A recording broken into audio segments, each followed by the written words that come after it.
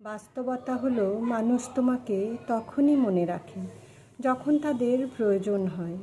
যখন তুমি দরকারি থাকো তখন তোমার অস্তিত্বের মূল্য থাকে, আর যখন প্রয়োজন ফুরায় তখন তোমার অস্তিত্বই অদৃশ্য হয়ে যায়। জীবনে এমন কিছু ঝড় আসে যা শুধু বাড়িঘর নয়, মানুষকে ভেতর থেকে ধ্বংস করে দেয়।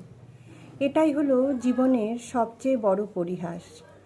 যাদের সবচেয়ে বেশি প্রয়োজন তারাই সবচেয়ে বেশি অবহেলা করে। সবাই বলে পাশে আছি, কিন্তু কঠিন সময়ে যখন পাশে তাকাবে তখন দেখবে তোমার ছায়াটাও কখনো কখনো সরে গেছে।